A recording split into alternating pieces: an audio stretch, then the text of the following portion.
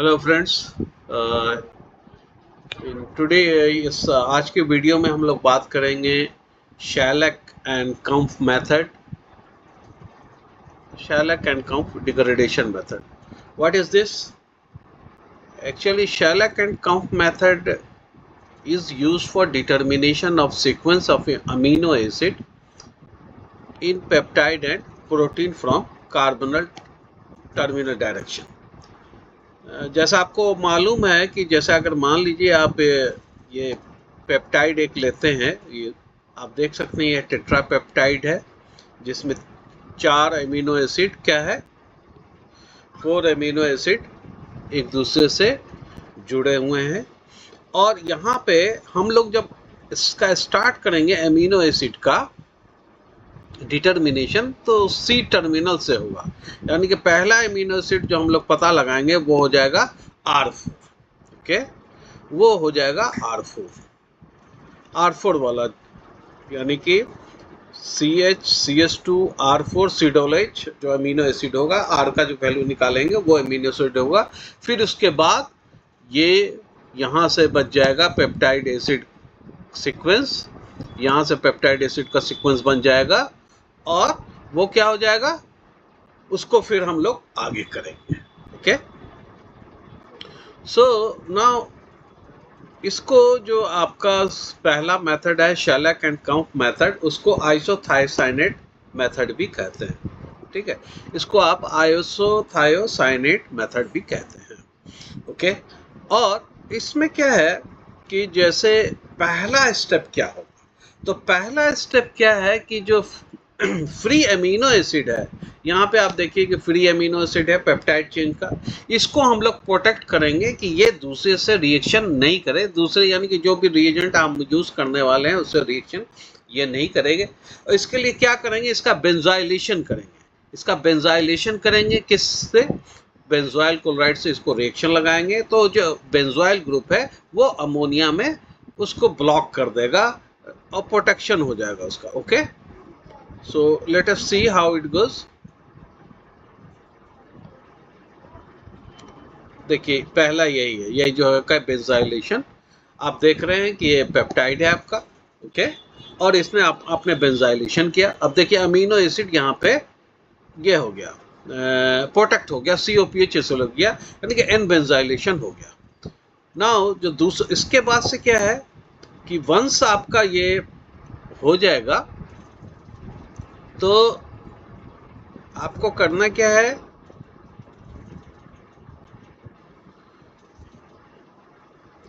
कि next step में क्या करना है, नेक्स्ट स्टेप में इसको अमोनियम आइसोथायोसाइनेट, नेक्स्ट स्टेप में इसको अमोनियम आइसोथायोसाइनेट से हम लोग रिएक्शन कराएंगे, अमोनियम आइसोथायोसाइनेट से रिएक्शन कराएंगे। ओके, किसके प्रेजेंस में? एसिटिक एनहाइड्राइड के प्रेजेंस में। और इससे क्या होगा, साइक्लाइजेशन हो जाएगा सी टर्मिनल, जो सी टर्मिनल पोजीशन है, यानी कि इधर से सी टर्मिनल डायरेक्शन से आपका आइसोथायोसाइनेट का रिएक्शन होगा और बनेगा क्या, ये 2-थायोहाइड्रेंटोइन डेरिवेटिव बनेगा। किसका? पेप्टाइड चेन का, जहां पे एन बेंजोइल भी लगा हुआ है और आपका जो एसिड वाला, जो एसिड की तरफ से जो एमिनो एसिड है वो साइक्लाइज होके 2-थायोहाइड्रेंटोइन बनाएगा। आप यहाँ पे देख लो कि यहाँ पे देख लीजिए कि आपका पेप्टाइड है 4 वाला, ठीक है, जिसमें बेंजोइल ग्रुप लगा हुआ है। आपने अमोनियम थायोसाइनेट इन एसिटिक एनहाइड्राइड आपने किया रिएक्शन, ठीक है, तो ये 2-थायोहाइड्रेंटोइन बना। ये स्ट्रक्चर 2-थायोहाइड्रेंटोइन है। नाउ क्वेश्चन आपके दिन में आ सकता है कि व्हाट इज हाइड्रेंटोइन, तो आपको मालूम है कि इमिडाजोल होता है 1,3 पोजीशन पे, 5 मेंबर हेट्रोसाइक्लिक, 1,3 नाइट्रोजन होगा तो इमिडाजोल होगा। इसका सैचुरेटेड जो होता है इमिडाजोलिडीन होता है। आप देख सकते हैं डबल बॉन्ड हटके क्या है, डबल बॉन्ड हटके दोनों सैचुरेटेड है। और उसके बाद अब ये आ गया, जब अगर नाइट्रोजन के हेट्रोसाइक्लिक कंपाउंड्स में पोजीशन 2 और पोजीशन 6 पे अगर ऑक्सीजन है और पोजीशन 5 और पोजीशन 2 और पोजीशन 5 पे 2 एंड 5 पे क्या होगा, ऑक्सीजन कार्बोनिल ग्रुप हो जाता है तो उसको हाइड्रोजन ट्वाइन कहते हैं। और उसी तरह जब पोजीशन 2 यानी कि दो नाइट्रोजन के बीच के कार्बन का नंबर आएगा 2 और नाइट्रोजन का नंबर आपको मालूम है 1 आएगा, सो तब उसको आप क्या कहिएगा, उसको कहिएगा आप thiohydantoin. Okay, thiohydantoin. So यही है कि पहला रिएक्शन है कि उसका प्रोटेक्शन करेंगे बेंजाइलेशन से, दूसरा है अमोनियम आइसोसाइनेट एसिटिक हाइड्राइड में आप रिएक्शन कर रहे हैं तो 2 थायोहाइड्रोजन ट्वाइन ये डेरिवेटिव बन रहा है। ओके, तो नेक्स्ट इसका फिर प्रोसेस क्या होगा, और चूंकि आपको मालूम है कि इसके पहले जब हम लोगों ने इडमैन मेथड की बात की थी तो वो भी लगभग इसी तरह का था। अब ये जो इसका जो 2 थायोहाइड्रोजन ट्वाइन है उसका हम लोग हाइड्रोलिसिस करेंगे, mild hydrolysis most of the time NOH से करते हैं। ठीक है, तो इससे क्या होगा कि ये 2 थायोहाइड्रोजन ट्वाइन डेरिवेटिव आप देख सकते हैं, माइल्ड यहाँ पे हाइड्रोलिसिस हो रहा है, 2 hydantoin derivative of the peptide, पूरा ही पेप्टाइड है। ओके, नाउ इस पेप्टाइड का जब आप करोगे तो क्या बनेगा, हाइड्रोलिसिस करने पे क्या हो जाएगा, 2 थायोहाइड्रोजन ट्वाइन डेरिवेटिव है वो जो है सेपरेट हो जाएगा।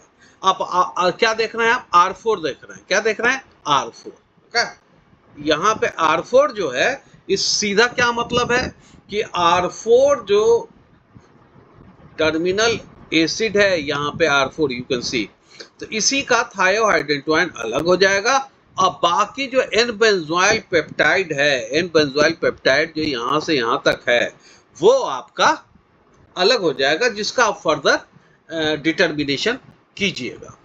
और आप देख रहे हैं कि जब ये 2 थायोहाइड्रोजन ट्वाइन को आप फिर फर्दर हाइड्रोलिसिस कर रहे हैं किससे, बेरियम हाइड्रोक्साइड से, तो पहला हाइड्रोलिसिस है माइल्ड हाइड्रोलिसिस विद NOH जो आप अक्सर करते रहते हैं, मगर दूसरा जो है barium hydroxide, so it is not mild hydrolysis. So what will happen, amino acid generate हो जाएगा, कहाँ से, कौन सा अमीनो एसिड ये, जो C टर्मिनल से साइड से जो अमीनो एसिड है, देखिए जो R4 ये वाला अमीनो एसिड है ना, वो अब जनरेट हो गया।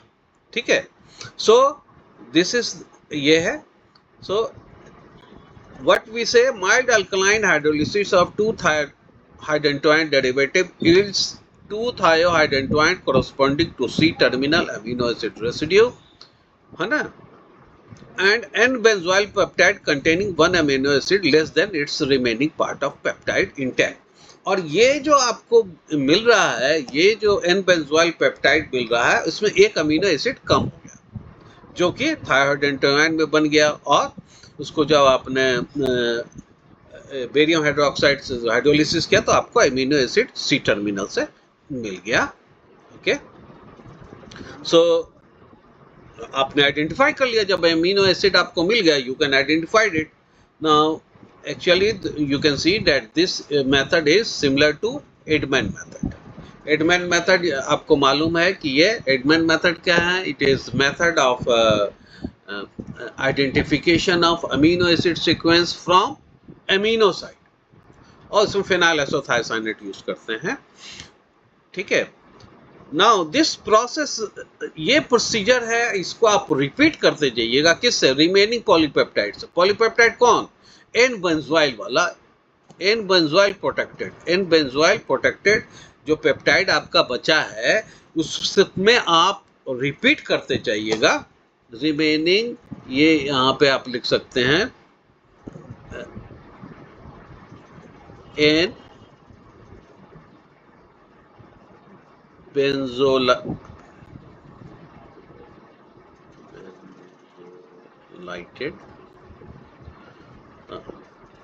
benzoylated polypeptide and amino acids from C terminal and is determined. और इस तरह से जो भी अमीनो एसिड है आपका पेप्टाइड में वो आप डिटरमिन कर सकते हैं। So this is all about Shellac and Kampf method, or you can also call it Shellac and Kampf degradation method. So what you get to know कि ये क्या है भाई, सीधे अमीनो एसिड सीक्वेंस किसी भी पॉलीपेप्टाइड में डिटरमिन करने का प्रोसेस है। किधर से? सी टर्मिनल डायरेक्शन से। आइसोथायोसाइनाइड भी मेथड कहते हैं इसको, और ये इडमन मेथड की तरह सिमिलर होता है। रिएजेंट यूज करते हैं अमोनियम आइसोथायोसाइनाइड, और बनता क्या है, पहले 2-थायो हाइड्रोजन डेरिवेटिव बनता है। किसका है ये डेरिवेटिव? ये अमीनो एसिड जो कार्बन सी टर्मिनल एंड से है ना, उसका है। और इसी का आप हाइड्रोलिसिस करते हैं, पहले NOH से करते हैं, उसके बाद से क्या करते हैं आप, फिर BH, उससे क्या होगा, थायोहाइड्रोजन अलग हो जाएगा और बेंजाइलेटेड जो अमीनो एसिड है वो अलग हो जाएगा। ओके, बेंजाइल पेप्टाइड जो है वो अलग हो जाएगा, बेंजाइलेटेड पेप्टाइड चेन है। और फिर क्या करेंगे, जो आपका थायोहाइड्रोजन है सिर्फ उसी को बेरियम हाइड्रोक्साइड से हाइड्रोलिसिस कीजिएगा, अमीनो एसिड मिल जाएगा और आप उसको आइडेंटिफाई कर लीजिएगा। और जो इनबेंजाइलेटेड पेप्टाइड है रिमेनिंग, उसको फिर फर्दर आप यही प्रोसीजर कीजिएगा, अमीनो एसिड आप निकालिएगा और उसको आइडेंटिफाई करते जाइएगा। रिएक्शन सीक्वेंस देख लीजिए कि ये पेप्टाइड ग्रुप है, ओके, ये this is your peptide group, और बेंजाइलेशन आप कर रहे हैं इसका, ये हो गया बेंजोइल क्लोराइड। नेक्स्ट आपको यहाँ पे आपका देख रहे हैं कि बेंजोइल का प्रोटेक्शन हो गया। Okay, so next is amino acid acetic anhydride के प्रेजेंस में आपने किया, और यू कैन सी कि ये माइल्ड अल्कली है, माइल्ड का हाइड्रोलिसिस कर रहे हैं, तो आपका यहाँ से ब्रेक कर जा रहा है। ब्रेक करके क्या हो रहा है आपका, 2-थायोहाइड्रोजन डेरिवेटिव बनाता है, जिसको अलग से बेरियम हाइड्रोक्साइड बनाइएगा तो ये amino acid from C terminal end ही होगा, जिसको आपको आइडेंटिफाई करना है। That is the value of R क्या है ये पता लगाना है। अमीनो एसिड तो हो ही गया, और वैल्यू ऑफ आर से आप, जैसे एच रहेगा तो ग्लाइसिन हो गया, इसी तरह से आप पता लगाइएगा। और ये आप देख सकते हैं कि बेंजाइलेटेड पेप्टाइड जो बचा है, इसको फर्दर यही सीक्वेंस ऊपर से हम लोग फिर से यहाँ से करेंगे, और फिर उसी तरह अमीनो एसिड क्या जो मिलेगा, दूसरा स्टेप यूज करेंगे और उसको अमीनो एसिड को हम लोग आइडेंटिफाई कर लेंगे। ये आप बता दिया कि थायोहाइड्रोजन कहाँ से आया, ये क्लियर होना चाहिए। इमिडाजोल है, 5 मेंबर हाइड्रोसाइक्लिक्स होता है, 1-2-1-3 पोजीशन पे नाइट्रोजन होता है। इसमें क्या है कि डबल बॉन्ड खत्म है ना, हाइड्रोजनेटेड हो गया तो इसको इमिडाजोलिडीन कहते हैं। और 1-3 पोजीशन, 1-3 नाइट्रोजन के बीच CO ग्रुप है, फिर 5th पोजीशन पे CO है, तो ये हो गया हाइड्रोजन। और ये जो पोजीशन नंबर 2 है कार्बन पे, अगर उसमें S आ गया है तो this will be called thiohydantoin. So this is all about your Shellac and Kampf method or Shellac and Kampf degradation method. Thank you.